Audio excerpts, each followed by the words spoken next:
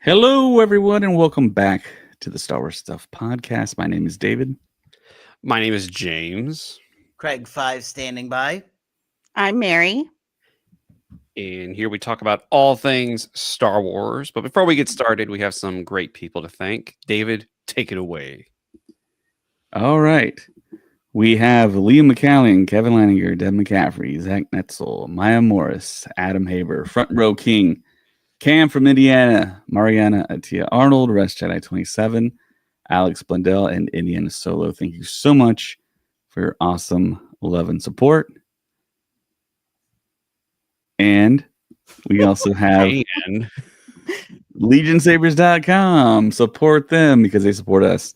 If you go to LegionSabers.com, you can use the code STUFF at checkout for 15% off. They posted that really cool behind the scenes video the other day. Did you see that? The whole behind the scenes of how they build the lightsabers.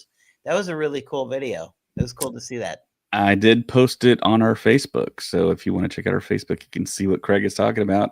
Yeah. They actually have lightsaber nunchucks on sale. I saw that. I saw and those. just about every saber under the sun. So yeah, check them out. LegionSabers.com. nice. All right. So the big story. Big. The Dun, big dun, one. dun. Big. The big one. The one we've been hoping for a long time. Yes. James showered. Now, in case y'all don't know, Oh, that wasn't it. that wasn't it. Star Wars and Lucasfilm have announced that the 1977 version of Star Wars will be released in theaters for the 50th anniversary. Not the special edition, not the 97, not the 2005, the 2011, 2018. I think they did something in 2018. The 1977 version, Wow. fully remastered. And this is something a lot of people actually haven't seen on the big screen. And this is very exciting. Everyone is very, very happy. What is y'all's feelings about it? David, what do you think? I mean, it made me happy. I was really not quite sure. I had to go to StarWars.com and read the whole article and make sure that this was the original 1977 theatrical release. It seems like it is with all the wording when you read the official StarWars.com article. So it feels like we're going to get Han shooting first, Luke saying Carrie instead of Leia in one scene, no Jabba the Hutt. Just kind of the original thing that they showed in 1977. A New Hope title in the crawl. The Vaseline that smudged out the wheels on Luke's land speeder. Yep. I hope we get to see that. So yeah, we've been asking for it, and I put on Instagram that we've been longing for it, and we're finally getting it. But the whole thing about this is George Lucas is famous for not wanting this to see the light of day. So I know, and we all know that Disney owns Star Wars. Is that not crazy to say? I mean, that's the version you released. But Right. Well, we do know his reasoning because he says that it was an incomplete thing that he had to release because the technology hadn't caught up to his vision. So that's how we got what we got. And then in 1997, we got the special editions, which were more of his vision. That's what he wanted out. And then year after year, it seemed like they kept on like changing stuff and tweaking stuff to what we got now on Disney Plus. But I mean, I really think that everything is eventual in Star Wars because we never thought Star Wars was going to get sold. It got sold to Disney. We never thought that there was going to be more movies, more episodes. We got that. We never thought we'd see Boba Fett without his helmet. I remember debating that with my brother 20 years ago, and I was like, we're never going to see that. Man, So- was I off on that one? one thing that I will say about this is purely a Lucasfilm thing. This is not a George Lucas thing. As David said, George Lucas does not want anybody to see this, which means Lucasfilm and Disney made the decision to completely remaster the original version of Star Wars, which is what it's going to be called, which for me, that's still really weird to get used to, even though back in the day, that's what it was called. It wasn't called A New Hope. It was called Star Wars. They did this. It They- was weird when they switched it to A New Hope for me. Mhm. Mm. It was Star Wars growing up for me. You know? Yes, yeah. A lot of older people. No offense to the older crowd, but if you say Star Wars, that's what they call it. They say Star Wars. They don't call it A New Hope or Episode 4 like we do. But yeah, Disney did this. Lucasfilm did this, not George Lucas. So that for me, I think that's something I don't think a lot of people are talking about. That they're the ones who made the decision. Yeah, a lot of people aren't talking about this. It's a big thing. It's a big deal. It's a mean, huge deal. This is like we're on the road on a new path that I don't think Disney ever really thought they're going to set out on, because it really feels like there is a separation, more of a separation between Disney and George Lucas. Yes. And every time I think about the museum, I want to call it the Lucasfilm Museum, but it's not the Lucasfilm Museum. It's the George Lucas Museum. And that's what it feels like to me. It feels like a further separation between George and Disney and Star Wars. And there already was a separation, but it feels like they don't care about any preference or any recommendation. I mean, they already kind of didn't, but this was, I mean, this is kind of like up there with revealing like what Yoda's species is called. Yeah. You Which know, will be very soon, I think. I think it's going to like I just said, everything's eventual in Star Wars. I mean, what's next on the list for like things that will be released after getting the 1977 release? They're gonna have Mara Jade be officially canon. They released the I Star highly Wars doubt that. holiday special. They'll bring back the holiday special. So, Yeah. I quick can see that question, one. Mary, have you seen the 1977 version of Star Wars? No, I've never seen it.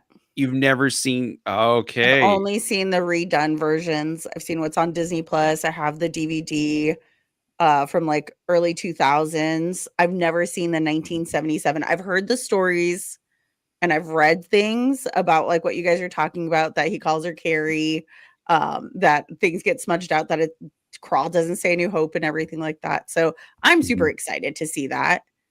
Like, I want to see all those little things and be like, oh, the Leonardo DiCaprio little meme Here we go. Here we go. right throughout the entire time in the theater. Well, so I was lucky enough to, and I've showed them on the podcast. I got the VHS tapes that came out like in the early 90s, right before like the 93 edition, which is where they went back and they did the sound mix. That was when we got the Skywalker sound mix. And then we did the special edition in 97.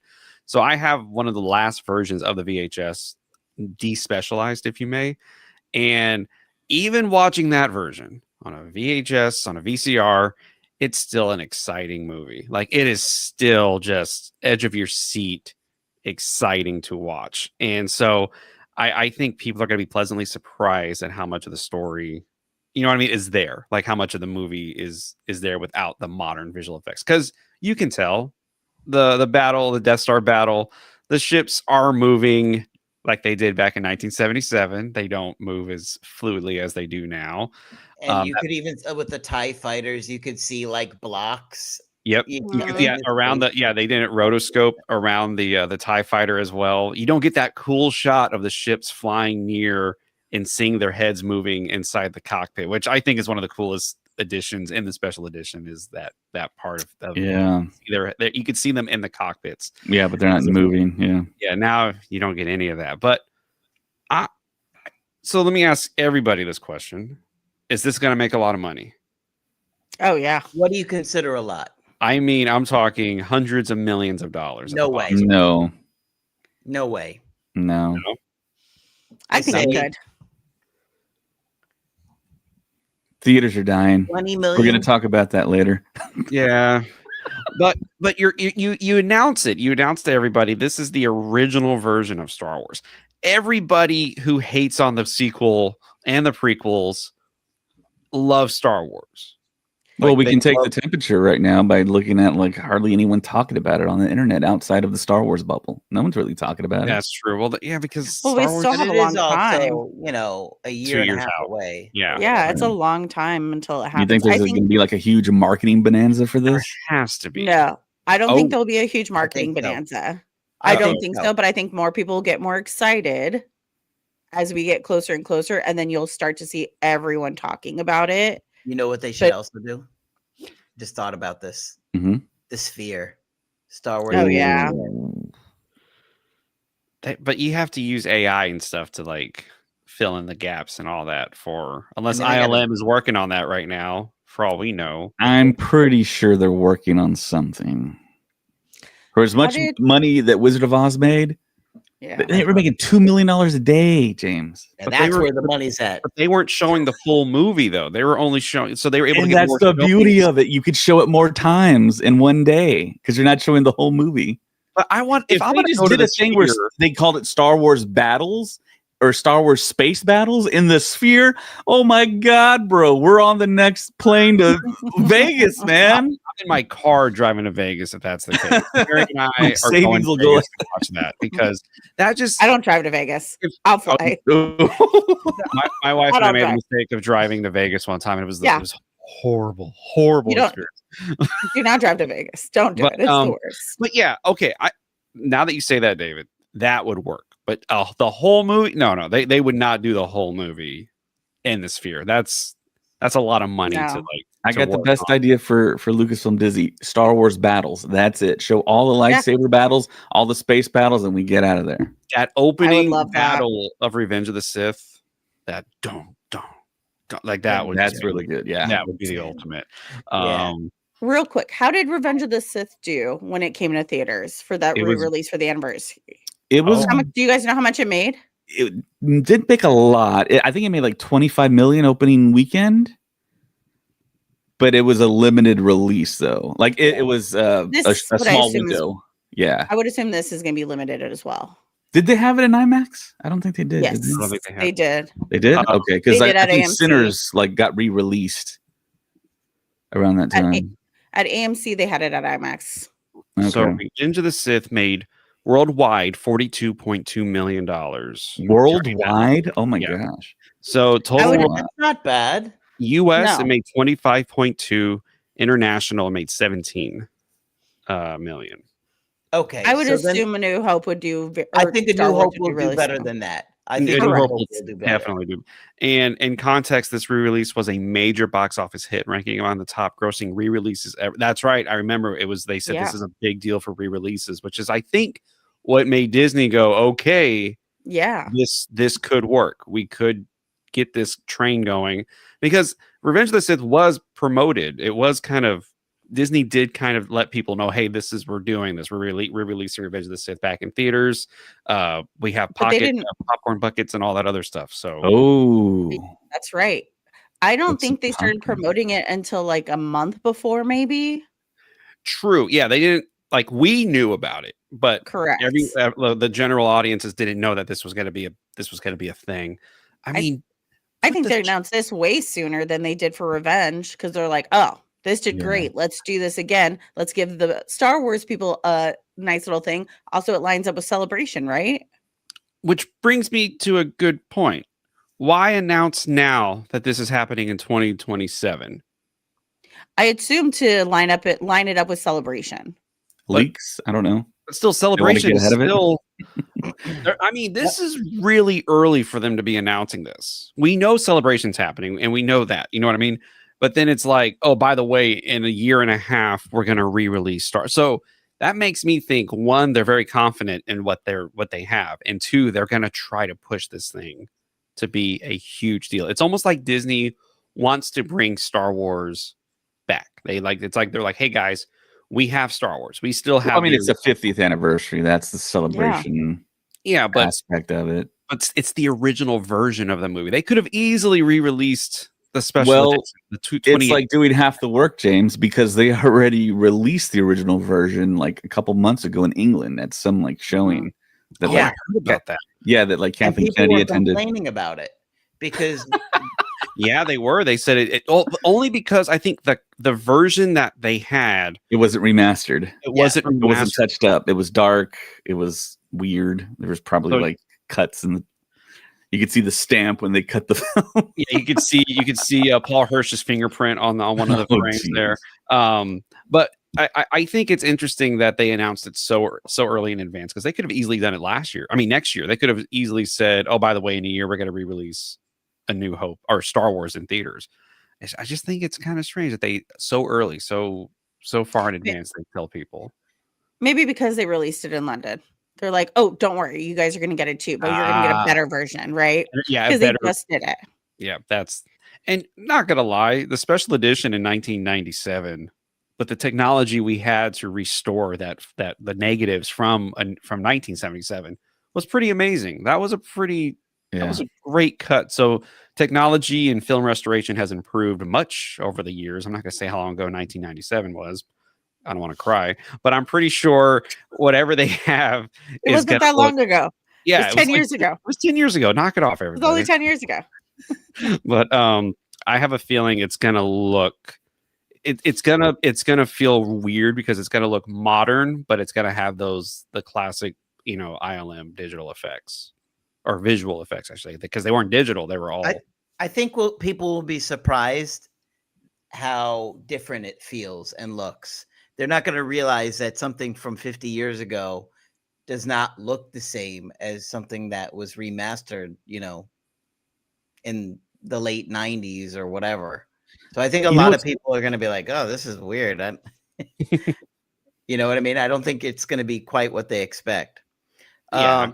I did want to bring up another component of it, is that the collecting side for figures, the guy who's in charge of the Star Wars collection, I think his name is Mr. Stevie. That's what he goes by.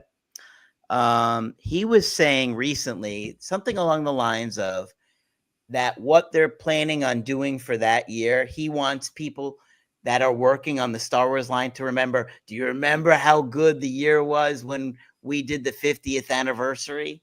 Something to that effect, that basically what they're going to do for the 50th anniversary and related to A New Hope, and it's going to be huge for figure wise. I think they're going to go all out. I bet we'll see new X-Wing fighters and TIE fighters and all kinds of stuff from the originals. So I think it's going to be I think there's going to be a big push from this movie, is what I'm saying. And I think it's going to be heavy on the toys and what we see for toy collecting in that year too. David, you were going to say something earlier. Yeah, I was going to say it's going to be interesting to look at this remaster and be able to see stuff in more detail, because the thing that I remember that really kind of freaked me out when the 1997 special editions came out, they had the whole do-back scene with the stormtroopers. I was like, that's what they were on. Because in the original, you just see it there and it doesn't move, like far away. And I was watching it on a VHS. It was dark. It was like a 16:9, sorry, VHS. And I couldn't tell that the stormtrooper was on a giant lizard creature. And then they had one next to the cantina too. Sure. Yeah. And George said they just put a stick in the head and had someone in the do-back trying to like move the stick back and forth. But you can't even see that it's moving. Nope. Like stuff like that. I want to see that like a whole lot clearer. But if you grew up at the time, you would know that it was a do-back because of the toy and the little stormtrooper that you stuck them in. Yeah. Mary, you were going to say something? Sorry. I don't remember anymore. Oh, sorry. I think there's going to be a very big push for this movie. I really do. I agree. I think there's going to be something pretty big. And right now at the Academy Museum, there is the big Jaws exhibit right now because it's the 50th anniversary of Jaws. So I can see them doing something like that as well to around the time of this being released. They're going to do a big exhibit. I have a feeling Disney's going to try to make this like Star Wars is back, if you may. Yep. Like this is the Star Wars you remember. This is the Star Wars that everybody loved. This is the Star Wars that people went back to watch 20 times in the theaters. I mean, they got to keep on making theatrical films. Yeah. I mean, they got to keep it going because Starfighter is right after that. Yep. In May. And then they got to keep on pumping them out. I mean, I don't know why they stopped. Well, I mean, COVID and a writer's strike. Like it was like a double. Yeah, but that was a long time ago now. Yeah, but people are still Andor was created in that time, around that time. I mean, yes, they spent like $700 million, but it's like, come on, guys, this is Star Wars. money well spent. Just want to throw that out there. But Well, listen, if But- they could make an extra, $50 million just by, or $100 million just by re-releasing this movie, they'd be crazy not to do it. And then all the action figures that this is going to sell in merchandise. merchandising. Really quick though about Andor and how much they spent. I think a lot of us forget. And 2027. Same year. So there you go. I don't know. Maybe 2026. Mary, what were you saying?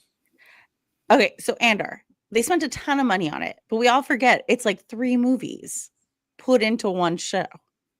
So if you break it down that way, they really didn't spend a lot per movie if you think about it. Yeah, I'm on board. I like Yeah, but it didn't make them. It didn't make theater money though. That's the problem. Yeah. That is the problem. Anna from Facebook says, I think there will be lots of Lego sets with 50th logo on the boxes. The 50th logo is going to be, that's going to be a big deal. People are going to want to buy whatever that is. Like right now, I have the 40th for A New Hope. I have a Leia for the 40th. Of course, I'm going to buy the 50th. You know what I mean? So collectors are going to just be super happy when they do this because like Craig said, the toys and everything are going to be insane for this. Mhm. Collectors I think everywhere there's are going to be a so big happy. push that year. Yeah. And I'm excited. I'm excited to see Star Wars on the big screen. I'm excited to. So let me ask you this question: They remastered the footage. Is the sound also going to be remastered? Oh, they have to. Oh heck yeah, It has to be. They right? have to. heck yeah. Okay, that is going to be awesome. That's going to be magnificent. And then after that, then they got to just start re-release. They got to do the 50th for Empire, release the 9 special edition, which that's the one that is least messed with in the original trilogy. And then yeah, When do you think re-releases will be too much? Like, okay, we're done. Let's get something new. When they stop making money. For you as a fan. when they release, like, are you saying Star Wars in general or like overall? Star Wars. Let's keep it to Star Wars. Like this one is going to be great. Revenge of the Sith was great. Empire would be great. Then what? Then we're going to go into the sequels. I'm the weird guy. David and I are the weird people here. We will be there opening day to watch all these movies in theaters. Like I go. if they tell us, oh, we're going to re-release Attack of the Clones, I'm there opening day to watch that in theaters again. For one, it's Star Wars, and 2, it's a nostalgic thing. Like this is like, oh, this is Star Wars when I was younger. I can see it again in theaters. It's nice to have the opportunity. Yeah. And that's why I think like the prequels, the original trilogy would be great for re-releases. The sequels, I just don't see a reason. So funny you say We've that. already seen them. We've already seen them in the theater. So funny you say that. If you go to StarWars.com right now, which we're going to be reading from later, Mary will be reading. You decided you were reading. If you go to the website and look on the front page, it says 10, and it says The Force Awakens, celebrating 10 years of the motion picture event of a generation. Stream now. The wording and everything on that makes me think they are not going to re-release The Force Awakens in theaters this year. Which, Good news, Craig. yeah, Craig's happy about that. But I think that's a huge miss for Disney to do. I mean, that re-release The Force Awakens. I mean, that movie's still in the top 10 highest grossing films of all time. Is it like number 3? It's up there. I think it's either number 3 or number 4. Yeah. And then it's like one of the biggest box office openings like ever. Like it broke, and I think a lot of people forget that it broke like stupid records when it came out. But was that because there was a huge time gap and everyone was just so excited for new Star Wars to be in the theater? No, because we wanted to see Luke, Han, and Leia and Chewie. We saw Chewie. We're home. that was it, man. I mean, that was that the hype level began in Anaheim in 2015 when they launched Mhm. that trailer. I was in Texas, far away from Anaheim, watching that trailer on my phone, crying on my lunch break because I was like, it's back. Like it is official. Star Wars is back. That got everyone hyped. So yeah, Mary, you're absolutely right. The reason why was because everybody was excited to see this movie. Yeah. I mean, Re-release it. we had been waiting all those years to see what happened to these characters we loved. And that's what I'm saying. Is if like we everyone knew was they waiting for weren't gonna so be long. big part of the movie, that people would not have been flooding to see it. They wanted to see our characters again. It'd been how many years? But what's funny though, never mind, we're not getting into this discussion. Okay. No, what I was gonna say was I had a friend of mine years ago tell me that he and his buddy snuck out of skipped school to go watch The Phantom Menace in theaters. Yeah, Cool Opening guys. day. I like them. Right? They said halfway through the movie they left. And they went outside and they smoked a cigarette and they said, "This isn't Star Wars." They're like, "I don't know what this is." And he was like, "And ever since then, I've never watched Star Wars again after The Phantom Menace." I Whoa. was like, I- really? And he says, yeah. He goes, I wanted to see characters that were like Han, Luke, and Leia. I didn't get those guys. And I was like, I mean, okay. they So what I'm saying is, it was just the expectations everyone had for The Force Awakens. And like what David always says, J.J. Abrams, I don't know how he survived making The Force Awakens, because the amount of pressure to do that movie was insane. Because you had to, reintroduce Star Wars, bring everyone back, and introduce a whole new set of characters within one movie. Yeah. That's a lot. That's a lot. I think he lot. did a pretty good job. I think Force Awakens is still a really, really great movie. It's a fun Star I think- enjoy The Force Awakens. I just don't feel the need to see it again in the theaters because that's how I originally saw it. And it was 10 years ago. That's crazy. See, that's why I want to see it, because I saw it in theaters 10 years ago. I want to see ones that I haven't seen in theaters. I just realized it's December already. So yeah, they're not re-releasing it in theaters. I don't know why I thought it was. And they had the October. perfect marketing opportunity for it. They could have did like what they're doing with Avatar, show the Doomsday trailer in front of it. Everyone's interested in that. What they could have done with The Force Awakens, we're going to show you 10 minutes of Doomsday. Ooh. And that'll like increase the box office like that. That would have got me there. That would have worked Yeah. for me. I mean, I would that's have gone. Disney owns that too. It's like, come on, guys, put that marketing hat on. Yeah. But looks like, yeah, Force Awakens is not going to get that re-release. So let me ask you this Or- question. What? I mean, or like behind the scenes stuff for Starfighter, the first ever time you see Starfighter stuff. Ooh, that would be pretty cool. I mean, just Or have a trailer. interviews and yeah. Well, I think Teaser it's a little trailer. too soon for a trailer, but I Teaser said trailer. release the Ahsoka Empire Strikes Back style trailer for Starfighter. Oh, that was very cool. that would be That the was most very ridiculous, cool. yes. I would love to see that, but oh well. But let me ask y'all this question: in what year is it? 2020. Okay, in 2035, when I am 47 years old, and y'all are Wow. just a couple of years older than me, 48. will not bad. Will they re-release The Force hopefully Awakens? live. Will they re-release The Force Awakens then? No. No. The 20-year anniversary? I mean, I if think you they'll do look at 25. Not unless for some reason people really start to enjoy it. Like the prequels? I think those yeah, that's exactly what I was going to say. I think those kids are going to be older, but I don't think they do it for the 20-year. I think they'd follow suit and do like 25, 50, etc. But I think the prequel trilogy was much bigger than the sequel trilogy as far as gaining fans. I think prequel trilogy gained fans, sequel trilogy lost fans. You got people excited about young Obi-Wan, Anakin, all that stuff. People, Darth Maul, General Grievous, all that great stuff. But I think we lost a lot of fans with the sequel trilogy. I like the sequel 3. I like the sequel big 3. I think they're fun mirrors of like the originals and stuff. And I love all 3 of those actors. And I love Kylo Ren's character and Adam Driver. So I don't know. I enjoy the sequels. Are they my favorite? No. But in 25 years, I would go see it in the theater again. When was the last time you saw The Force Awakens, Mary? Oh, like 4 days ago on Disney Plus. How about you, Craig? At least a few years. James? A couple of months ago. Yesterday. A couple of months ago, I watched The Force Awakens. Now, I've watched Return of the Jedi with my daughter. I showed her a little bit. Sometimes we'll just watch part of the movie. You know what I mean? Sometimes we'll just put on for a little bit.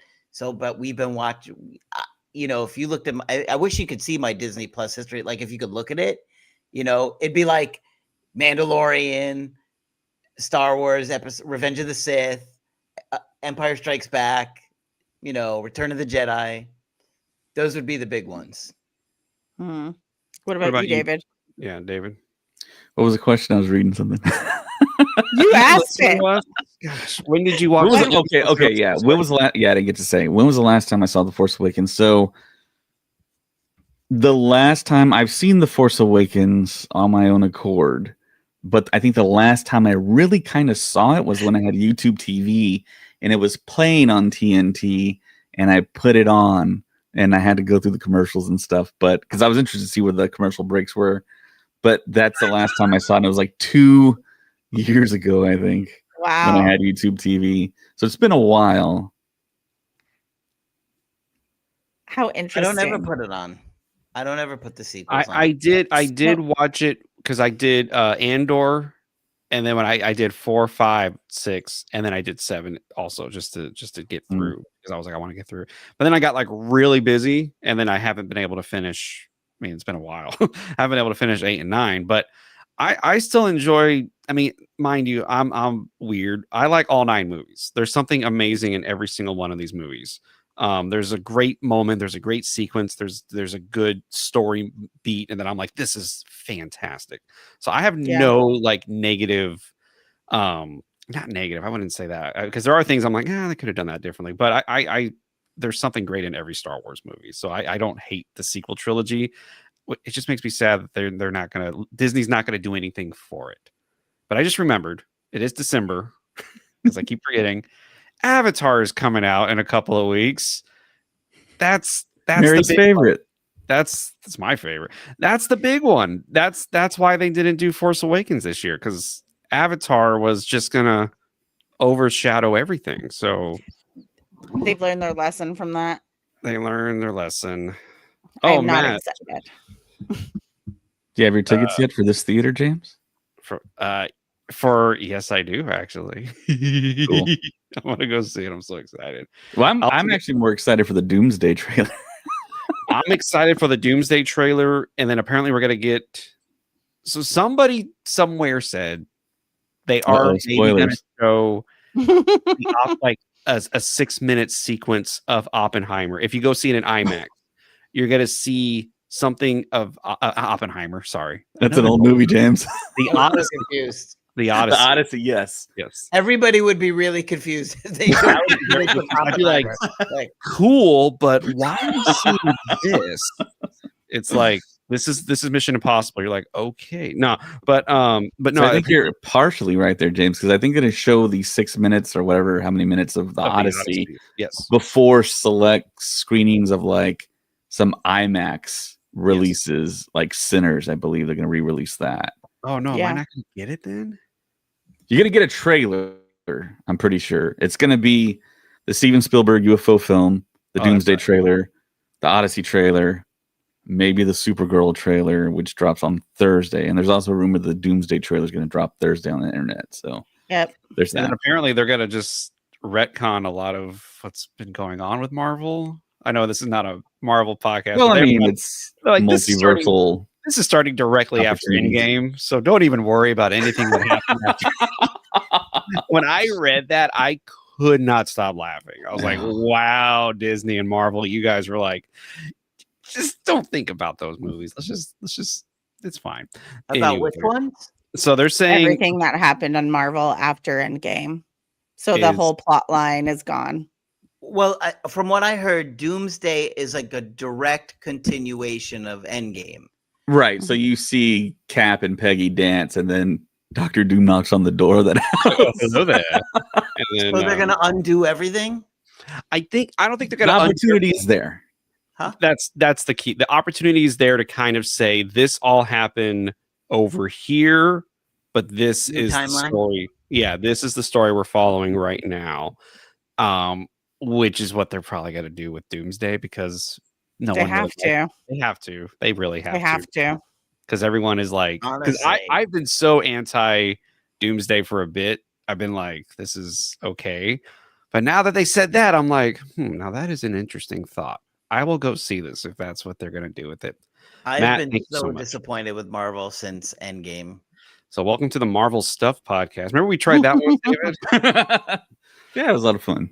It was a lot of fun. Just In case I didn't know, we time-consuming. did do a Marvel Stuff podcast, but Yeah. So anyway. I found the post that Mr. Stevie was talking about, and I think this is good insight for us, because he is in charge of the Star Wars Hasbro division. Okay. Oh, okay, got you. So he is in charge of like the vintage line. Okay. Yeah, So this is okay. what he said on his Instagram post just 2 days ago. While we wait for the biggest pop culture anniversary in history, he put Ooh. that in caps, we're deep in 2027 development. Our mission, bring Star Wars fans memories and meaning. Okay, so that's his post right there. Mhm. Okay, then it's what he swipes again. He says, we can't do everything we want. It's a huge galaxy. And choosing what to focus on is stressfully joyful. And he put that picture there. Cute. But some of the things we're planning are ones I never thought I'd see. True lifetime memory stuff. Right there. My message to the team is simple. When we're old, gray, and retired, we will reminisce on 2027 with pride and tears. Mm. So that tells me they intend on making a big push for Star Wars and the 50th anniversary release. Can you imagine an X-wing, like just a glorious Hasbro, just X-wing? You know, I'm glad you brought that up, Craig, because I found a video on TikTok with all the original vintage figures, and every time, so they air the commercial, and under the figures they put the price if you never open the package right below it. You guys want to check it out?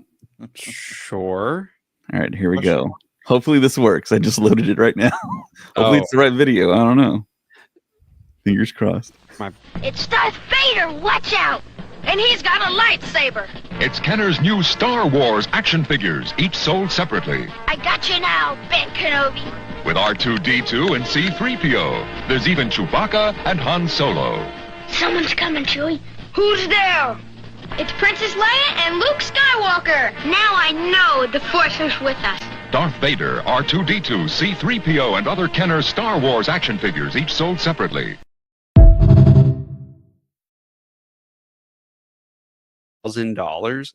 So if you have that toy today, that was a toy. That was the very first Star Wars toy I ever played with. That Luke Skywalker. It's $161,000. I was playing with a $161,000 toy when I was like 3 years old. Okay, that's okay. So those are rare versions of those figures. Okay, well, obviously. So like a double telescoping Ben Kenobi, Luke Skywalker, Darth Vader. Those are the only three that have double telescopes. They're worth a lot more money. They're very rare. So each of those that they showed were graded very high, and they're really rare. What do you mean by double telescoping? Yeah, explain that.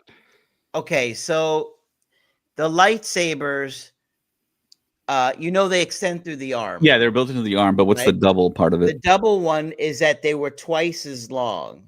Okay, and because I remember it was like the beam, and then there's a little beam that always got like all weird. Right. And the double telescoping ones are much longer. Okay, and so they're very rare, especially for I think the Obi-Wan is the rarest of the three. So But now, and some of those card backs that they showed are very rare to be graded very high. I have some really nice graded figures, but nothing at that price range. But I have some really nice ones like Luke Skywalker, 12 back, graded 85, 85, 85, which is about as flawless as you can get. So I have like that. I have Princess Leia. I have some beautiful figures. So I know quite a bit about them, but they are extremely pricey. But yeah, I had a friend that had the whole set, and he sold them to a toy collector for $100,000, and he just turned Whoa. around and bought a house yeah, after he sold them. That's impressive. Yeah, Smart. yeah, they're awesome. They're awesome, but it's very expensive to get into. I think anything Star Wars collecting is very expensive to get into after a while because you go, oh, well, that's true. that one. Oh, that's this one. And you're like, oh, I That's might as well true. get this one too. And then before With you the know it, recent prices of them all, the prices of they're $20 now for a little vintage figure. Mhm. They were $16.99. Now they went up to $19.99. So brutal. do y'all think they're gonna re-release like a Millennium Falcon, TIE Fighter, and X? Ooh. Like, Yeah, are they gonna- absolutely. I would have to buy I hope so. 100%. I hope so. can you imagine how big and how expensive that Millennium Falcon's gonna be? Well, there's Yeah. already a big, it's called the Big Millennium Falcon. It's about this big. It's huge. And it's pretty awesome. I don't know how they're going to top that one. It's got a lot of lights and sounds, and Mm. it came out probably 20 years ago, but it's really awesome. Do you remember the drone Millennium Falcon for when the Force Awakens came out? Like Yeah. that was pretty cool. They had a video remember like you don't remember that? Yeah, that was No. I don't remember seeing anybody buying it, but I remember they released like videos of them. Right, James. I know somebody that bought a few when they went on clearance, and they sold them for the regular price. I love that. I still got my Sphero BB-8 over here. Oh, I had one of those too. That was that was the biggest toy of 2015. I remember. Yeah. That was the toy. That was like the toy to get. But And yeah, before we move on, I know we're gonna move on to the next topic, but I wanted to ask your opinion on what the popcorn bucket is going to be for Star Wars 1977 remastered. It'll be the 50th logo. I don't know because what's think that guy's name who did the poster for Empire, Return of the Jedi, and Drew Struzan. Prison. so he's probably going to do one for A New Hope. So it's gonna be a whole new. Struzan? No, the re-release of Empire Strikes Back, Return of the Jedi, The Phantom Menace, Revenge of the Sith. Those new posters that were released. Why are y'all looking at me like I have no idea what I'm talking about? Well, because we're trying to figure out what you're saying, because Drew Struzan just passed away. No, not the re-release of the Revenge of the Sith that just came out this year. Remember the poster they released for? Oh, Revenge Matt Ferguson. Okay, Matt Ferguson. Okay, yeah. He's probably going to do another one for A New Look Hope. at Mary. And what you're saying, they made new posters for these movies. They made a new one for Empire. They made a new one for Return of the Jedi. Okay. Why is So Craig entertained. has no idea what I'm talking I'm about? thinking about, I was still thinking about the popcorn bucket. I think a TIE fighter would be a good popcorn bucket. What I'm saying is whatever the new poster is going to be, that's what the popcorn buckets. Because I don't think so. I think you stay in line with the 1977, the 70s. You'll love this, Craig. Have the original Kenner heads of all those original Kenner figures. Make that the bucket. You have No. a big round piece. Princess that Leia. sticks- Yeah. That'd be a good one. I think Or R2. think- Yeah. R2 would be a good one. R2 I R2 could would be see a would be a good one. And R2 had a Yeah. an actual chrome dome. Yeah. Yeah. That one and the TIE Fighter I can see. Disneyland did a Millennium Falcon popcorn bucket already. Hmm. So I could see that one at the El Capitan. Yeah, the For at least one of merchandising them. could I think be. it's going to be a big year for Star Wars. And when the head of, the Star Wars vintage collection says that, it makes me think they're really hyping it up. For him to hype it up like that, I mean, to say that when we're old and gray, we're going to look back at the 50th anniversary and be like, I can't believe we pulled that off. That's got to be big. Whatever they're doing, it's got to be big. I hope so. I like to see all the new merchandise and stuff, even if I don't buy it. I just like to see it in stores and get the hype build up and something we can talk about too and reminisce and then Celebration's gonna have a big, you know what I mean. Like, it's gonna be a big year for Star Wars in 2027. Are you guys going? Are you going? Are you going to Celebration, James? Maybe I might make an appearance. Or the there. better question is, are you going to walk to Celebration? No, I'm not gonna walk to Are Celebration. you going to run to Celebration? Because it's right down the street from you. It's not that down. Are you going to carry David on your back like Luke and Yoda in Empire? No. Wait, you're Yoda in that situation? He is older. So, I mean, but no. We're gonna Uber or Lyft down there, or we're gonna figure something. That out. is the worst idea. That's the worst idea, James. That's the worst. You do not Uber You're the and Lyft worst, in James. LA. I don't have to worry about parking if I take an Uber. You take the How about a metro. little scooter? Take public transportation. Take a Oh scooter. yeah, do a scooter. Do they have those little scooters there that people can rent? Yeah, bird. Those are fun. Yeah. That's also a little scary too. And I'm thinking about the roads getting down there. It'd be a little terrifying to do that. David, do not go with James. You can come with me and I'll let you ride a scooter if you want. Just around like her driveway or something. Like, Yeah. look at you go. But There's a park down the street. All right, guys. I don't think we can avoid it now. okay. It's time to talk about the elephant James in reading. the theater. Oh, What? James is about to read this article. No. No. That's a smaller elephant. Oh, This elephant is yeah. Netflix Oh. buying Warner Brothers potentially. I don't know if it's going to happen. I got an It- email it from may seem Netflix like- saying they were like Yeah. excited to be having this happen, and it's like, but it's not official yet. But they're I- going about saying this is going to happen. Was it I got true? something about price increase too. Was it true that they already changed the WB water tower and put a big N on it? There's no. Or was way. that AI? That has to be. No, that's AI. I will be at the Warner Brothers studio December Okay. 18th. Check it out. I will confirm or deny. But I December have 18th. I have friends who live over there in Burbank and all that, and nobody has said anything. Like this hasn't that would have been a bigger deal, I think, if they would have actually done that. Which that's why I don't think they have. So Yeah, it's hard to trust anything on the internet now, visually. that's what Abraham Lincoln Video said. Thought that was Al Gore, but yeah. So Netflix is trying Same to. Netflix has outbid everybody, and is now in talks to purchase Warner Brothers Discovery.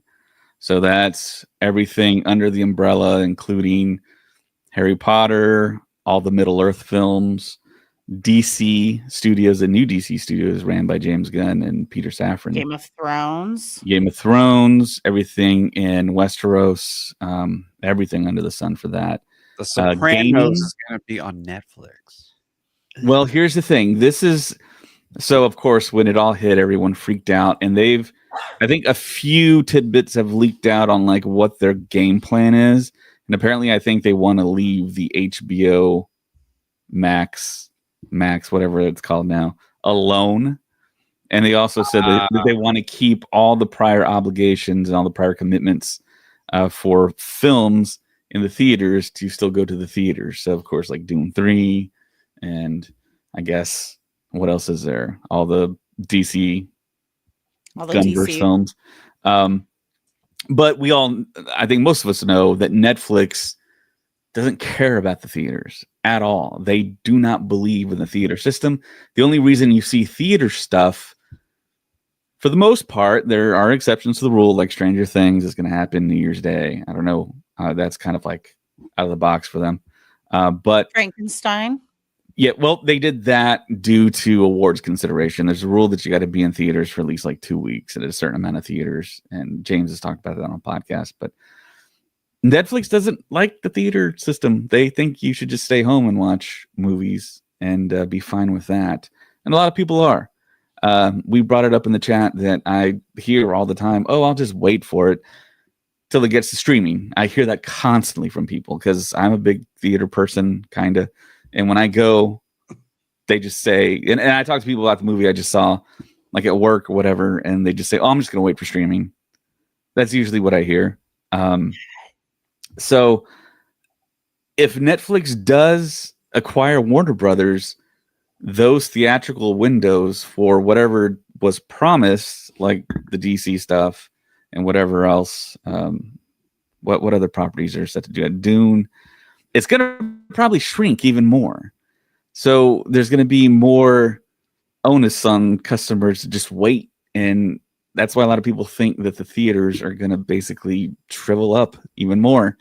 And we're going to lose more and more chains. And you're not going to see a lot of stuff in theaters. And it's going to go away. George Lucas and Steven Spielberg actually did a talk about 10 years ago. And they kind of predicted that this was going to happen in a sense, because they said everything, is probably going to go to the house. And if you want to go to a theater and see something, you're probably going to have to pay like $50 a ticket. And it's going to be something like it's like a deluxe experience. Like you're going to have your food. It's going to be like no kid, almost kind of like Alamo Drafthouse in a sense, but nicer. Like the whole like no cell phone rule, no kids rule, all that stuff. So it seems like it's coming true in a way. Netflix hasn't finalized everything.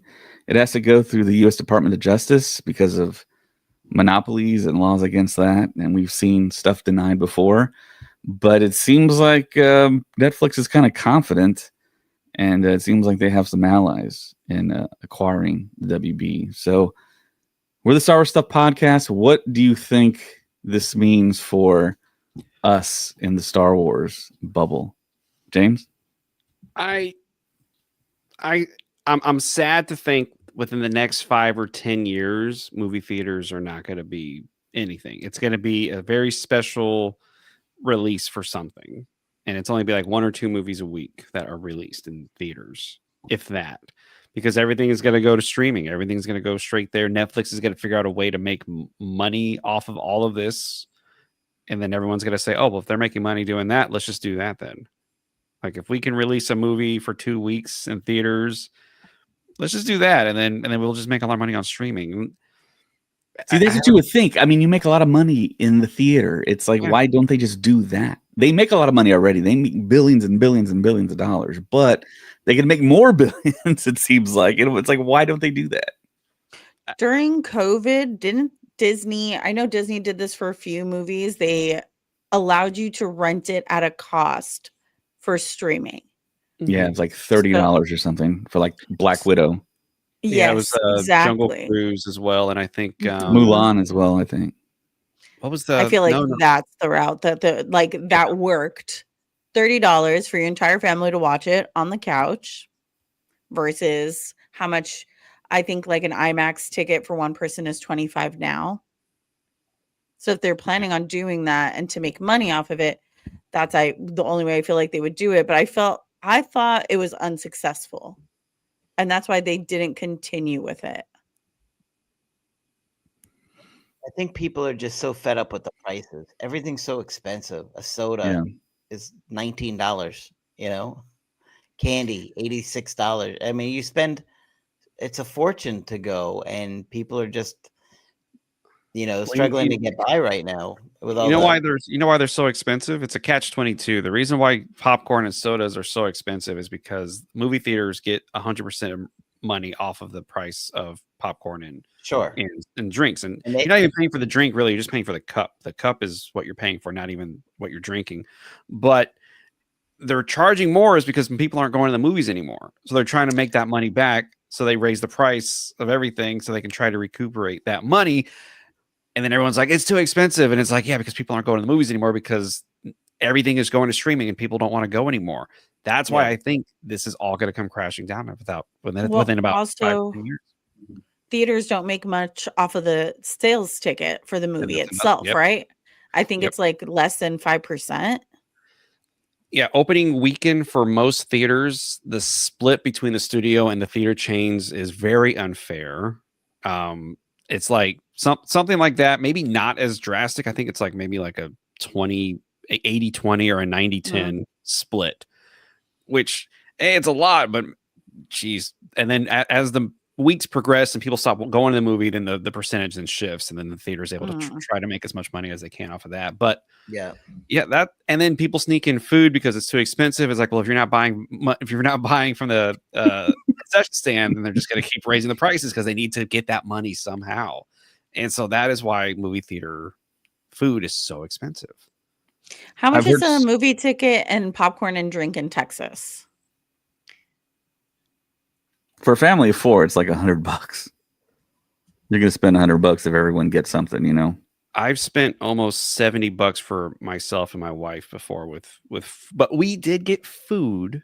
That's what me and Austin do too.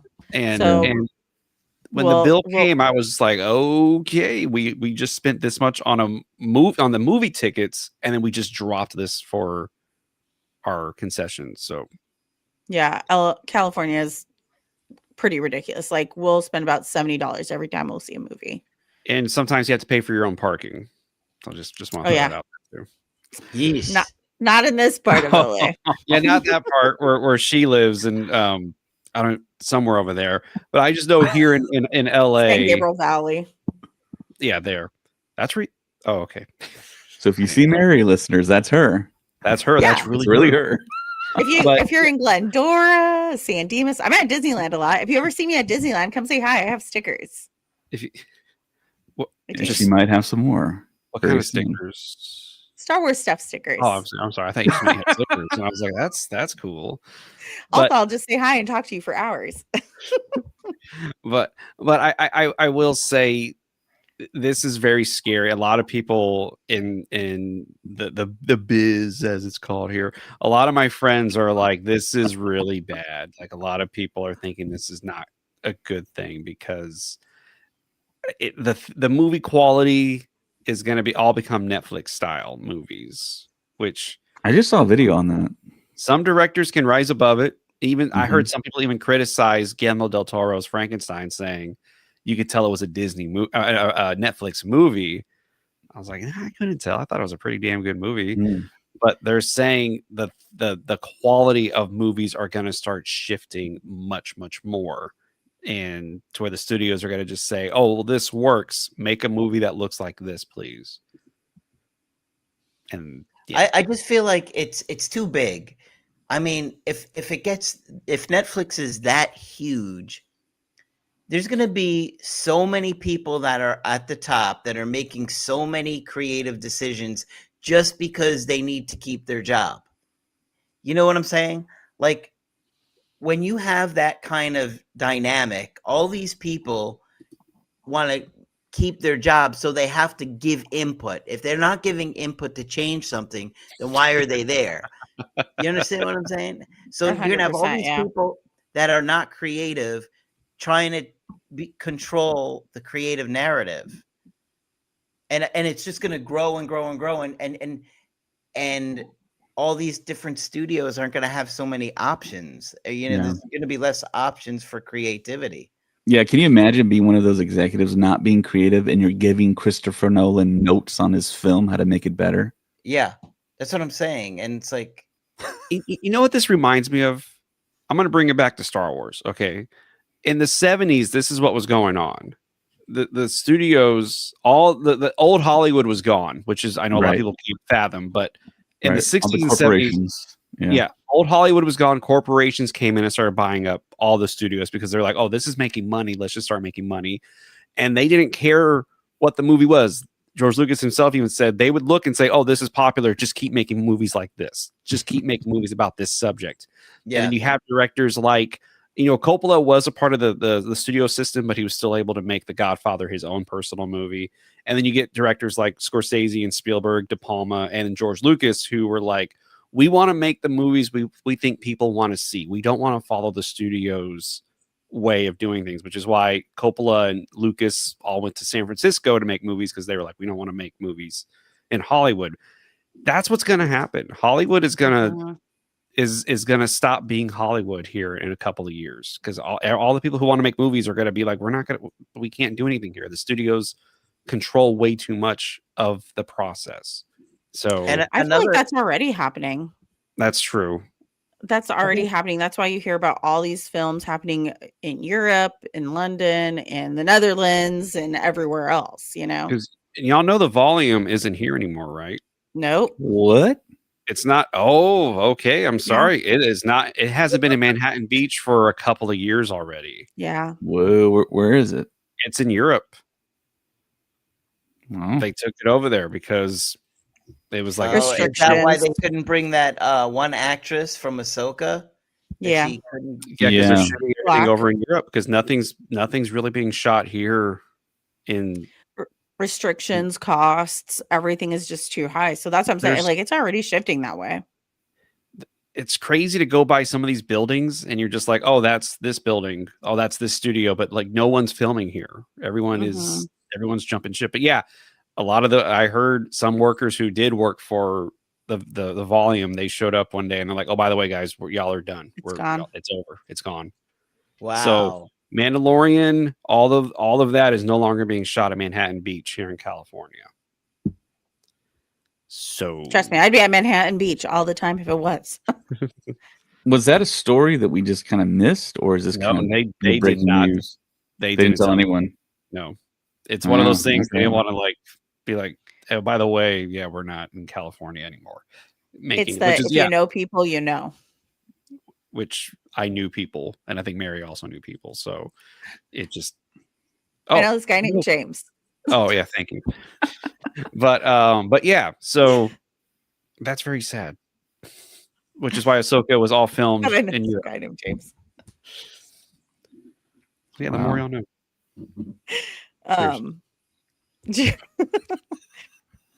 Okay, maybe this is the optimist in me. Do you think that Netflix is doing this because they want to get more into theaters? No. They said, hey, no. No, the CEO, he came out and he said it doesn't matter. CEOs aren't CEOs forever. Yeah, but I mean, he's doing all this right now with Netflix, but he was like, people don't care if they watch a movie on the big screen or on their phones. He says, my son is an editor and he watched Lawrence of Arabia on his cell phone. Oh my god. That is his defense, saying it doesn't matter. If it's a good movie, it doesn't matter how you're watching it. Mm. So that makes me think he does not care about the theater. Okay, so I am proof that is false. That is not reality, because I had never seen Star Wars on the big screen. My opportunity was going to be in 1997 with special editions. My brother and I went to the Walnut Six in New Braunfels, Texas, to go see Beavis and Butthead. Jew America, by the way. And they Jew America. And they showed the little TV in the center of that big screen, and then the X-Wing came right at you in that little TV, and then it expanded, and I could swear I went like this, because I was not used to seeing Star Wars that big before. Yeah. And I was like, wow, this makes me want to watch the movie that I just watched 10,000 times again in the theater. I was so hyped as a little kid. I was like, I get to see ships flying around on the big screen. I'm used to seeing it on my little TV. Mostly because of that commercial kind of brainwashed. I mean, the truth is, though, like if you have a VR headset, you can watch it on a big screen at any time. That's so true. There's literally an app called Big Screen. Mm-hmm. So if and you can get watch Disney Plus on it, so it feels like you're watching from an IMAX theater. Have you ever tried it, James? I've messed around with Apple Vision Pro before, and it's pretty awesome how you can make it look like a movie theater in your house, like legitimately a movie theater in your house. Yeah, like I have, the Quest. Yeah, and so you can switch different rooms. Yep. You can pick like if you're in an IMAX type theater or different type of theater, you get to pick, and then you can adjust the height of but it literally feels like you're in a movie theater. I know unless you've had VR and tried it, it's hard to really believe it, but it literally feels like you're in an IMAX theater and you're watching Star Wars. But doesn't it give you a headache after a while? Oh, yeah, of course. No. Apple Vision Pro does because it's heavy, because it's a full computer on on your face. But the Oculus and all, and the giving you Meta something else Quest, too. the materials are different, mean- obviously, but you can watch a movie. I mean, after a movie, your head would probably get a little bit tired. Your eyes might be a little bit strained, but yeah. Mhm. I still love those memes where it's like somebody was in a it's like in a garage and there's like a little TV on and they're playing Interstellar. It's like watching Interstellar the way that Christopher Nolan intended, you know. It's just, someone's like has their iPhone. It's like I'm watching Oppenheimer on my phone the way Christopher Nolan always wanted me to watch it. But You think Christopher Nolan would just strangle you from behind if you I did? think Christopher Nolan would be very disappointed in you. He'd be like, really? Which one thing, fun fact about Christopher Nolan: The Dark Knight was the first movie ever shot on IMAX, first feature film shot on IMAX. Are you sure about that, James? Everything else were like those little like 10-minute, 15-minute like videos, but a theatrical released movie to use an IMAX camera was The Dark Knight. You know, I can't get over the fact that an IMAX camera on set sounds like a lawnmower. It sounds It's insane. that loud. Really? It's like da, da, da, da, da, da, da. Yes, that's weird, right? How can an actor concentrate with a lawnmower going off? How I was could watching right in how their can face. you even capture the audio? You don't.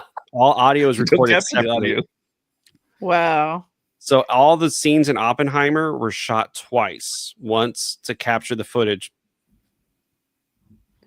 Once to capture the footage, and then the second time to capture the audio. Is that Or your dog? That was that was I hope. it's like I don't have a James, dog. watch out. I don't have a dog here. What is going on? But yeah, that's how the audio is Something, recorded. dog. Yeah, I was watching behind the scenes of Nope when they were filming, and they were like, "All right, ready and action," and you just hear, yeah, she's up there. You just hear the motor on the camera just going, and it's And it's like a insane. clicking, like a loud, like tapping, like Yep. pop, pop, pop, pop, pop, pop. Yeah, what's his name? The bank manager on The Dark Knight when they were filming. She does not agree. She's like, don't talk about that, man. Talk about Star Wars. So, anyways, I think I'm gonna talk about Star Wars here. Actually, hold on. Star Wars. So you take the dog out. Gonna go walk the dog. All right. So And they're She also was being so releasing comfy. Attack of the Clones in theaters next year too, right? I don't know think about that. There's a lot of reports out there. Was that They're not doing certain in the things. report with everything else? I could have sworn. it was. No, I don't think so. Let me. I could have sworn I saw something on an official article. Yeah, the official article on StarWars.com, it just states Star Wars returns to theaters for 50th anniversary update. Experience the original 1977 film with a theatrical re-release in 2027. On February 19, 2027, we'll celebrate the 50th anniversary of Star Wars with a re-release of the 1977 original back for a limited time. How long that is, I don't know. What do you think? 2 weeks? 1 week? I think it'll be probably 2 2 weeks. weeks. Part of Lucasfilm's year-long 50th anniversary celebration. It says year-long 50th anniversary celebration. A newly restored version of the classic Star Wars, in parentheses 1977 theatrical release, later renamed Star Wars A New Hope, will play in theaters for a limited time. Switch on your targeting computer and keep your eyes on StarWars.com for more details. And of course, stay on Star Wars Stuff Podcast, and we'll keep you in the loop here. And if you're watching this on video, I'm showing the picture, the very famous blockbuster, the physical blockbuster picture of Mann's Chinese Theater when in 1977 Star Wars was released. So great.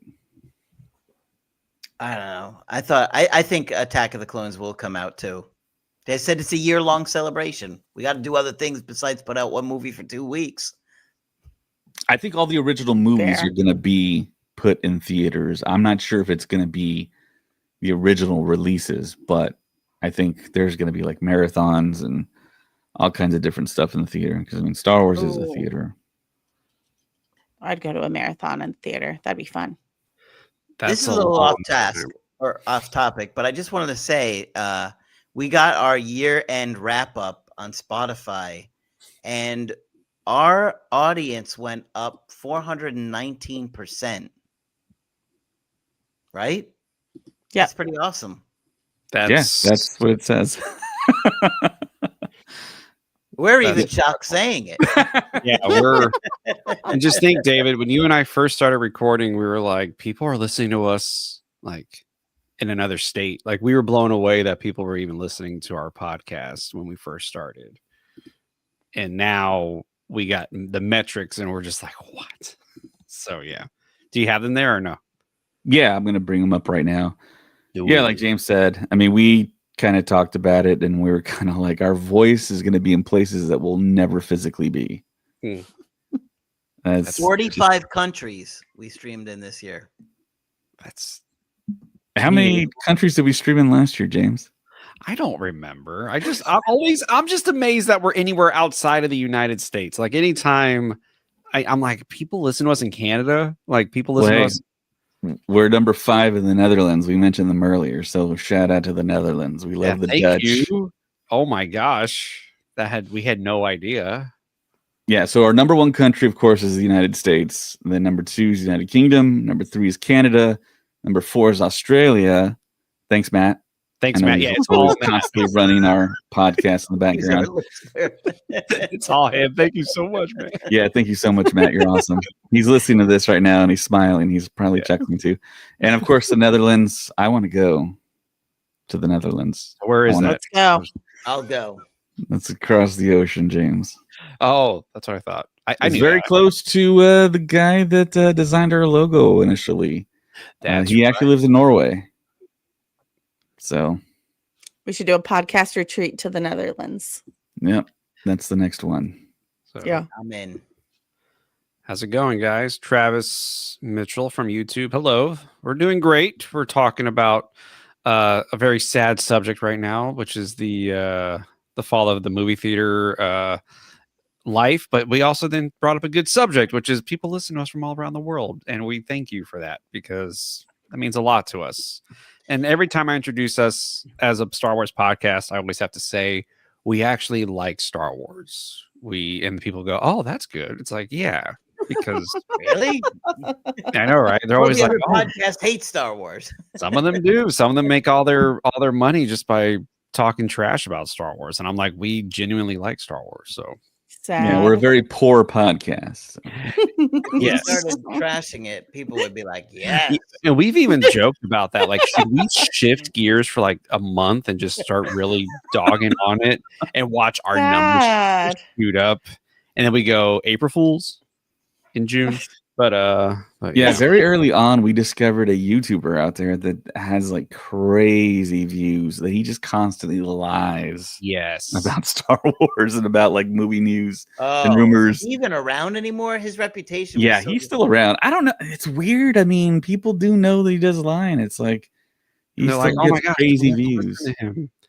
Because back in the day, I remember hearing there was a civil war happening at Lucasfilm between Dave Filoni and Kathleen Kennedy. She's on her way out very soon. Bob Iger What? knows. 11 years ago. That was a Kathleen Kennedy's on long her way time. out. That was like season 1 of The Mandalorian. And then, yeah. Gosh. My Is the favorite, Mandalorian that old? No, No. it's not. not that old, but it Stop. was, my favorite thing about Mandalorian was when it was airing, people were like, "Oh my gosh, they listened to us from last week. This next episode was amazing." It's like they already shot the whole thing. Shut up. Anyways, The one channel that I think you're talking about, David, like they don't even cover Star Wars anymore, though. I think Yeah, I don't know. I haven't I looked. think them up in a Lucasfilm long got time. mad at them or something. They're like, "Hey, Yeah. just If we're talking about the same one, there may be a Yeah, different probably not. But on a better note, it looks like Andor got put on a really great list for the AFI top 10 television programs of the year, Nice. As it should be. as it should be, of course, like Mary said. But Andor season 1 never got put on this list, interestingly enough. But Andor season 2 is there, so can't complain. yeah, Accurate. because season 2 was phenomenal. Like I was telling Mary, I was like, it's going to be looked at my love for Andor in the future. Like how much I loved Andor is going to be looked at because it was just the best. It was literally the best. It took a subject that I love. You know what it was? Here it is. Remember, David, the first time you ever saw Batman Begins, Mhm. you were like, "Oh my gosh, this thing that I love, someone is taking super seriously and doing a wonderful job telling the story." That's how I felt watching Andor. I was like, oh my gosh, this thing that I love, someone is doing a great job telling a great story. And Yeah, ironically enough, I saw that movie Batman Begins like a stone's throw away from where the podcast originally started in San Marcos, Texas, you saw it there at the Starplex? at the Starplex. Yeah, and now the Starplex is gone. It's been replaced by a bunch of apartments. But yeah, Sad. yep, It it hurts was so the much to hear. Starplex. I saw Revenge of the Sith there. Oh man, that's so sad. Anyways, but yeah, Andor made the list. AFI, and it's up there with some heavy hitters as well, like the other movies that are. I mean, the other television shows that are listed. So it was it's well deserved. AFI listed it as one of the top 10 shows of this year. So, And I can read the full list here. It's Adolescence, Netflix, Death by Lightning, Netflix, The Diplomat Season 3, Netflix, The Lowdown, FX, Hulu, The Pit, HBO Max, Pluribus, Apple TV, Severance Season 2, Apple TV, The Studio, Apple TV, and Task, HBO. I've never heard any of those shows. The Pit was amazing. I only watched The Pit Everyone because talks about that one.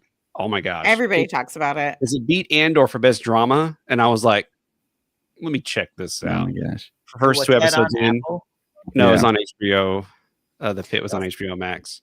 And it's essentially kind of like a reality-based experience in the ER, right? Yeah. Mhm. It's And ironically, it's Noah Wiley that stars. true because he Yeah. was but no, it's so I'm gonna get personal here. So when my mother was in the hospital, I remember seeing how some of the doctors would come in and like talk to us and then leave, and then I was always like what do they do when they leave? Like they tell us the most traumatic thing ever, and then they leave, and it's like what do they do the next day, or what are they doing in an hour from now? Like when we're out of the Tell ER, someone else. yeah. Tell somebody else something really traumatic. And so the show really shows that of like a doctor just 15 hours, and each episode is 1 hour of just the day working in the ER. And I was like, this is fantastic. So yeah, if you haven't seen The Pit, go watch The Pit. It's amazing. Severance season 2 is really good too. I still got to watch season 1. Oh man, you're missing out. Oh, trust me, I know everyone keeps saying that. So, It is good. but you know, the good news is we watched Andor, and Andor was really great. So I just want to throw that out there. Andor was awesome. I'm glad, Craig, you really liked Andor. It was fantastic. It's a great show. Everything about it worked. Everything about that second season worked. And It when was it awesome. ended, you were just like, whoa. Yeah. The I know tension everyone. in 2 of those episodes was like some of the highest I've ever felt watching a show. It just felt the buildup was just unbelievable. I can't remember the name of the episodes, but you know the 2 I'm talking about. The one with Mon Mothma and the one before it. The Massacre of Gorman. The Yeah. Garmin Massacre, and then Yeah. Mon I Mothma mean, it's just escaping the unbelievable. Senate. I still remember that moment where he goes up to her and he tells her, I have friends everywhere. And the look yeah. she gives him, I was like, oh, I was all screaming and yelling in my apartment. I was like, oh my gosh. Yeah. It was perfect. No, I love the part where they're running down to the car ship, and then she sees her driver, and he goes, "What's his name?" And then he goes, "I found her, I've got her." And then he just blasts him and her face. And then at the same time, he protects her and makes her feel safe at the same time as killing this dude. That's the scene that stands out to me the most in that episode also. Oh yeah. That's a huge scene for Diego Luna to be able to have that much range to make her feel safe, but also just totally kill a dude in front of her. Yeah. That's Which crazy. was like she couldn't believe it. Yeah. I can That's when talk she about really Andor. knew. I can talk about Andor for hours. Like that. Great. that We is have a podcast. great. Yeah, exactly. I'm glad we do. But good grief. You know what I mean? Yeah, just perfect. Like I consider it the second best to Empire Strikes Back. Like Oh, that's a big statement. that's a true statement for me. Empire Strikes Back, Andor. Like Season 2 or all of Andor? all of it. I feel Yeah. like the I mean, I know people were like the first 3 episodes. I was like, I still like the first 3 episodes of season 1. I did too. But once you hit that the heist, Mhm. prison break, Yeah. going back into I was like, what is this? Yeah. Sometimes I forget how much happened in season 1. Oh yeah. I forget that it's the heist and Narkina and like all of it. Like I just forget that so much happened in season 1, and I'm like, oh, because it was a good story. It just flowed so great into season 2. Fiona Shaw's her dialogue, her monologue Yes. at the very end. And oh my gosh. I was going to mention this earlier, guys, but I had a daydream today. This is kind of piggybacks on what I was talking about. What I hope we see at Star Wars Celebration, the 50th anniversary of Star Wars in LA. I hope we get the actors come out and just say their most famous lines. And it's like, what if Stellan Skarsgård comes out? We all cheer for him, and then he just says that monologue in person. You think he still I has would it die. memorized? What? I got teleprompters. Dude, when he And that's it. He drops the mic, and then we're just going crazy. what if I That's better. sacrificed? That's a better idea than the sphere battles. Well, for us personally, I still like these sphere battles, but to hear Stellan Skarsgård say that monologue, good God. I think which is that the same episode as the prison break episode? I think that's the same. Like it happens later, and I was just like, "This is perfect. Like this is just killing." And Andy Serkis's monologue as well. I was gonna telling the say, Andy prisoners Serkis's monologue is great. I really think the most famous people in the world should be there and come out and say, like James does all the time, my favorite moment, or just say the thing that inspired them to become an actor or a director or an executive or whatever. And then just cut to the next people and then just keep on cutting, like Spielberg, Nolan, Del Toro. I mean, just have them all there just cutting. Like, it's just like bombarding you. Because, I mean, Star Wars is everything. Star Wars inspired everybody. Yeah, I just saw that Living and dead. With James Cameron. He's promoting Avatar, and he talked about how he studied science in school. Yeah. He studies English in school. He quits all that, becomes a blue collar worker, janitor, truck driver, just trying to figure out. And they're like, "And what changed?" And he was like, "Star Wars." He goes, "I saw Star Wars." I think the interviewer asked him, "What was the moment that made you want to become a director and stop doing everything else you were doing?" He was like, "I saw Star Wars," and that was it. And he That's said crazy. because he said the images he had in his head. He always imagined movies can do this, but I don't know how they can do this. But movies can maybe do. And then when he saw Star Wars, he said yes. He was mad that someone did it, but he was glad that it was now possible to do any of that stuff. So he comes from Canada to LA with no connections, and he has 3 of the top grossing films of all time. So Yeah. Titanic, Avatar. but Yeah. thank God he saw Star Wars. But if you want to see a Terminator glimpse, 2. That's not even up there anymore, huh? No. It's crazy. if you want to see a glimpse of what I just talked about, go watch the beginning, I think, of the 1997 special editions. I think it's that, or is it on the Phantom Menace DVD where they talk to Ridley Scott, John Singletary, That was Peter Jackson. So it had to have been after it was the Phantom Menace or something. No. No. It was the DVD releases of the special editions, I believe. Galaxy of Dreams, right? Possibly. But I remember there was a small little doc that said directors. Yes. I remember that. It's I'm on just having trouble remembering exactly on what the was located, 2005 DVD, the trilogy DVD. Yeah, the most famous directors at that time talked about how Star Wars changed everything, and that's what inspired them. It all starts with Star Wars. Peter Jackson was watching it. Roland Emmerich was watching it. Ridley Scott. You know what I mean? It's just the best. It's like The you best. have Spielberg, Ridley Scott, all these, and then it's like Star Wars Stuff podcast. Then we come out on stage and we're like, "This is what we like about Star We're on 45 countries. I'll have you know. Okay. We're wanted in 45 countries. That's awesome." Yeah.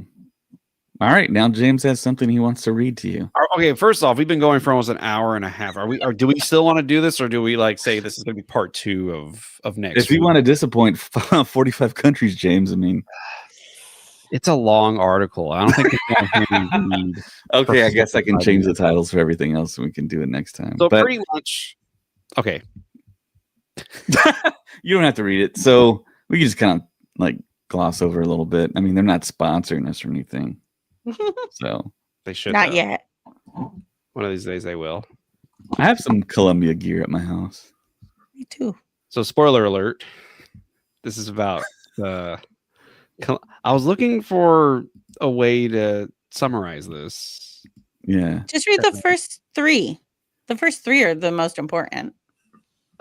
Deep in the redwood forest of Northern California, one recent afternoon, actor Billie Lourd and her family paid homage to Lourd's mother, Carrie Fisher, during an Endor-inspired shoot for the next Columbia and Star Wars collection. The experience was a unique way for Lourd to pay homage to her mother, who played Princess Leia Organa in the original trilogy, and to continue her family's enduring legacy with Star Wars. Princess Leia, the layered warrior woman with a strength beyond her gender that my mother created, truly stands the test of time and informs my strength as a woman and a mother every day, Lourd shares with StarWars.com. And as you can see, she's wearing the clothing, which is what Carrie Fisher wore in Return of the Jedi. The And poncho. the poncho, which is, I think, one of the coolest costumes that she wears. And her children were dressed up as Ewoks. And if you're watching this on YouTube and you see these pictures, it's just incredible. She looks so much like Carrie Fisher in this picture right here. Like, I thought she did in the one where that we were just showing holding her. I don't know if Yeah. it's son or daughter. Yeah, you can really kind of see it there. Yeah. I could see Carrie there. In fact, I don't think I've ever seen her look so much like Carrie. Yeah. there was Other than that picture. a scene I saw of her doing a movie, Billie Lourd, and as I was scrolling, I had to stop and go back because I was like, wait.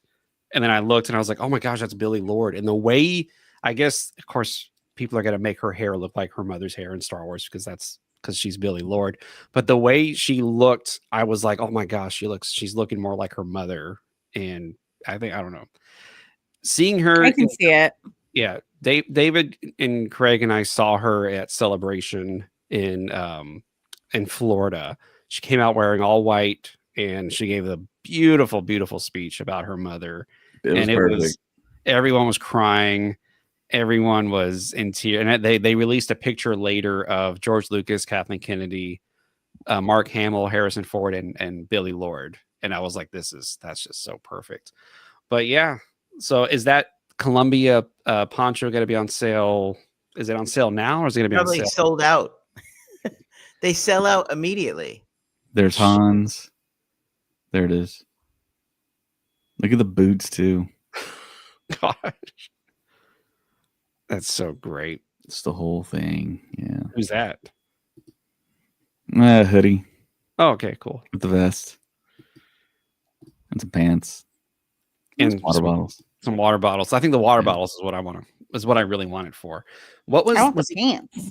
was it Columbia who released The Empire Strikes Back? That jacket, remember? Yes. And I God. went to all the outlets. I could not find it anywhere. They sell out like literally in minutes, Yeah. which is crazy. And it was like $300 or something. Yeah, I they're not- remember David, or it was maybe you and me, or Joseph and myself, but we saw someone at Chicago wearing one. Mm-hmm. And maybe all three of us were like, all right, let's distract him and someone take the jacket. we were like, we got to get this jacket. And then we're also looking at this guy going, why are you wearing that? Like, everyone's looking at you like, you son of, like, because. And it fit. It was snowing, and it was proper to wear it too. And It was like, crazy. wow, That snow came out of nowhere. yeah. There's a great video. I don't know which video. How are you gonna bring this up? Which one? The woman backing out. Okay, I'm going to tell the story really, really quickly. I'm so sorry. So in Chicago, we are all sitting around talking, and we're on like the third or fourth floor. So We're high up there. We're pretty high up there. McCormick And Place. We see the parking lot across the street, and we see somebody driving, and their front tire, like they were trying to turn into the driveway, their front tire like fell off the curb, and they can't reverse, they can't go forward, they're stuck there. And there are people trying to push them out. And what's really unfortunate is one of us saw and everyone on this floor is turning around watching this Oh event. no. So I can only imagine the driver maybe looking in the rearview mirror going, "Oh my gosh, those people all staring at us." And anyway, she would have had to look up, you know. there's no way they would have known. But yeah, I think people saw us looking, yes, and then they're like, "What are y'all looking at?" and everyone's but And here's they the look. funny part: they got her out, and then she starts. I don't know who it was. It could have been anybody, but they start to turn, and it looked like they were going to go right back in to the hole, and everybody was like, "No!" And then I think the person guiding them like stopped them, and then they were able to readjust. But that was so. If you watch the video, I'm recording Joseph and David in the background. You can see it, the beginning of it happening, and I was like, "Oh my gosh, I got the footage of that person being stuck in them." Anyways, it's really bad, I know, but sad. I feel so sad for them. Was it snowing at the time? Really, but like it was that. Yeah, it was when it snowed that one day. It was. Yeah. It came out like It was Craig like says. It came out of nowhere. it was a blizzard out of nowhere. It was literally. I was like, wonderful. "What is happening?" It was like It 7. was wonderful for us because we were staying very close by. But yeah, I had snow in my beard, which I never thought I would ever say in my life. I was like, I have snow in my what is this? Like, what is going on? It was wild. Anyways, and more. I think that story was definitely and more. That was the and more. Sorry, everybody. We could just edit that out. Like the live will hear it, but then we're just gonna edit out of the actual podcast. So yeah. Are you apologizing to the 910 people right now? Yes, I am. We've covered a lot tonight. yeah, we sure did. Oh, you know what Travis Mitchell said on YouTube? This makes me laugh. Which I want to do this. I want to bring this up one day. Do a whole video about this. 20 minutes after learning what the Force is, Luke is deflecting blaster bullets blindfolded, but couldn't see a Tusken Raider in front of him and beat him with a stick. The internet in 1977. So people are going to complain. So what I told Zach the other day, I was like, when Luke called the lightsaber to him in Empire Strikes Back, everybody was like, cool. No one was like, how? So for some odd reason, back in the day, everything was easily like, oh, this is great. This works. You get to the prequels and you get to the sequels. Everyone's like, how does that work? That doesn't make any sense. But seeing Obi-Wan Kenobi do a force push in the Phantom Menace, everybody was like, oh yeah. It's like, where did that come from? So anyways, I want to do a whole video about that one day. So I just want to throw that out there.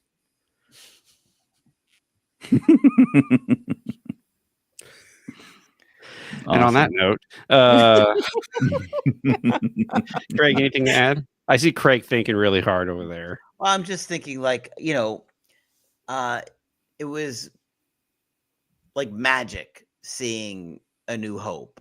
You know what I mean? It was like nothing had ever happened like that in the movies and those special effects. And so so many people just blown away by so many components of it that, you're like in a fairy tale in space, but the technology is so good. I mean, it was just, and that's why it's hard for me to rank anything above A New Hope and Empire. Like you said earlier, Andor. I can't put anything above Empire and A New Hope. It's the experience. Because of what A New Hope meant and what it brought us, and knowing how far advanced it was to everything before it. Yeah. That it was just an unbelievable experience where people were literally lined up around blocks and waited for hours and hours and hours to see it. Yeah. Just amazing. Transcends film. It's like more than film, it's not, it is a film, but it's so much more than that. So for me, ranking them, like those two are always going to be my 1-2. Always. Legit. And Empire to me is That's the best. the best. Yeah. But What about you, David? What's the best for you? I was gonna say it'd be cool at Celebration if Woody Allen came out with that Oscar and gave it to George Lucas. I don't even know I won this. I would boo Woody Allen off the stage. I mean, like I don't. There's things about Woody Allen I do not like, and I would boo him off the stage if he walked out there. Just saying. Yeah, then George Lucas would be like, Woody Allen, why aren't you at Annie Hall Celebration? Oh, Oh, because there is none. Oh, that's right. Yeah. Gosh. Unbelievable. What was the question, James? Nothing, honestly. No. What's my favorite moment in Star Wars? What's your favorite Star Wars movie? Because I know it's changed a few times. Because you said when you were a kid it was Return of the Jedi. As an adult, I want to say it's The Mandalorian. I consider it a movie. Mary. Oh, I know. What? That means you have to incorporate season 3 also, David. It's not That's just fine. the first. I like season. Katie Sackhoff, as you can tell, behind my shoulder. Oh. Katie Sackhoff wasn't the problem in season 3, though. I know exactly, but she worked for me. You should put a little Jack Black and Lizzo on the wall. Right in this area, Exactly. that big red space. I could put Lizzo right there. The whole time that episode happened, I was like, this is not real. This is not really happening, is it? That was beyond anything. Mary, what's your favorite Star Wars movie? You said you knew. Guess. I think, okay, Revenge of the Sith. No. Oh, never mind. I don't know. Okay. I think I know it. Okay, what is it? Oh, geez. Come on. You can't do Yeah, that. it's Revenge of the Sith. You said it last podcast. That's right. Okay, so this is what So I it was gonna It changed. say. changed changed. since a week. Yeah, because you made me. Sorry, I got really aggressive. Yeah, I was going to say, Really calm aggressive. down there. Because we were talking about favorite moments in movies for our last podcast. Oh, okay. And I started writing down all my favorite moments in each movie. And I came to a very quick realization. I have so many more in A New Hope than in any other movie. Okay. So now I can't, in good faith, say Revenge of the Sith anymore. Mm. Interesting. Look at I Craig know. nodding approvingly.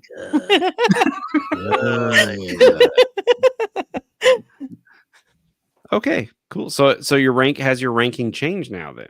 Like, Yeah. it's all changed. So what is it now? Well, Top 3. So it used to be Revenge, A New Hope, and then Rise of Skywalker. Now it's A New Hope, Revenge, and Rise of Skywalker. Oh, okay. It didn't change. Okay, gotcha. It didn't change. The order just changed.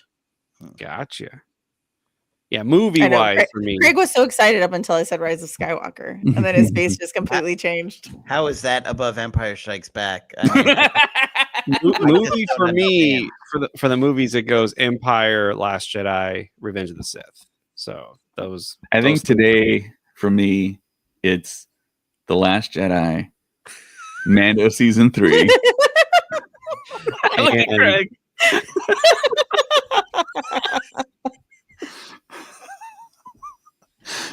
Craig's about to have like an aneurysm here. His mic's about to go off. And on that note, I'm about to turn to the dark side over here. Watch. uh-oh. Better watch out. But anyways, listeners, thank you for joining us on this week's episode of the Star Wars Stuff Podcast. I know we said we're going to do a part 2 of our favorite moments in Star Wars, but we'll save that for another day. If you want to check us out on Instagram. Story for another time, right, James? Oh. God. I almost threw my popcorn at the screen when I heard that. I was like, you did not just do that. But anyways, Instagram, if you want to check us out on Instagram, please feel free to. David's going to put the thing up on the. There it is. Yay. So if you want to check us out on Instagram, Star Wars Stuff Pod, we like to post all the latest news as well. Check us out on X at Stuff Pod, formerly known as Twitter, Blue Sky, Star Wars Stuff bsky.social, Threads, Star Wars Stuff Pod. I know you're just going fast just to mess with me.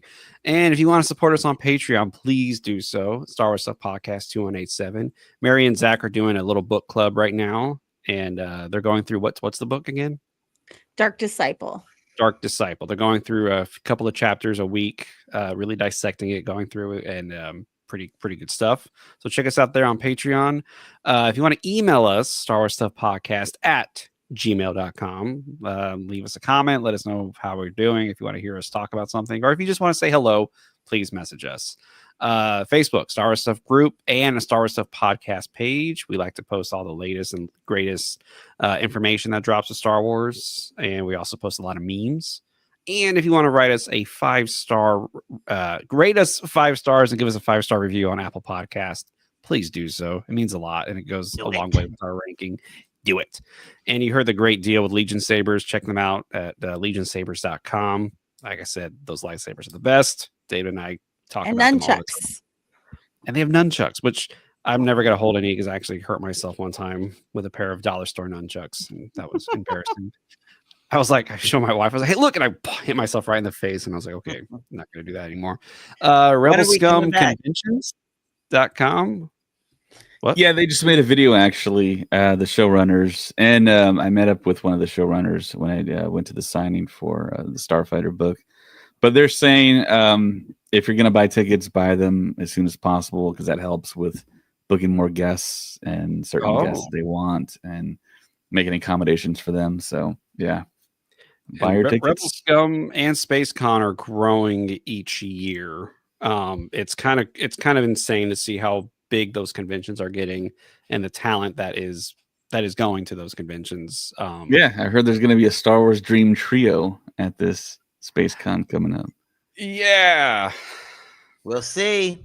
we'll see. Bob is doing his best. Yes. You know that. And yeah, in case you're not following them, they have an Instagram and a Facebook. Go to SpaceCon, look them up on Instagram and Facebook, or go to their website, and you'll hear all the latest news about everyone who's going to be there. And it sounds like it's going to be a pretty great lineup, and he's announcing new people each week. So yeah, just be on the lookout. And of course, any of the Star Wars cast Probably gets this announced. week, right? I think he's going to announce somebody new this week, right? Yeah, this week Mhm. he should announce someone. Yeah. All right. I think he said by the December 15th, all 3 Star Wars people should be announced. If I remember right from a Sweet. post. Yeah, 3 Star Wars actors, celebrities. I don't know, They're maybe not bringing actors. Rob who knows? Ray. Everybody. The Yeah, guy we'll that see. played, yeah, that one guy. That one You guy. know who I know will be at SpaceCon? Who? Us. That is true. Star Wars Stuff Podcast will be at SpaceCon, and we're gonna have a lot of fun stuff. We're gonna do giveaways. You're gonna challenge Craig to a duel and then trivia. So that's gonna be exciting to see and witness. And we're gonna use Legion Sabers to do that. Just kidding. Although Yeah, now that I if say you that, know- that would actually be pretty awesome. To see. Yeah, I mean, if you're listening to the podcast, you'll know Craig's Achilles heel. So Oh yeah, bring up all the trivia about the Last Jedi, and he's he's got not a massive blind spot in his Star Wars trivia. No blind spot. I walk away. I just walk away. Oh my gosh. And on that note, on behalf of Craig, Mary, and David, I am James, and may the force be with you always. This is the way. I have friends everywhere. Borgullet. Rebellions are built on hope. These aren't the droids you're looking for. It is your destiny. I can speak Bocce.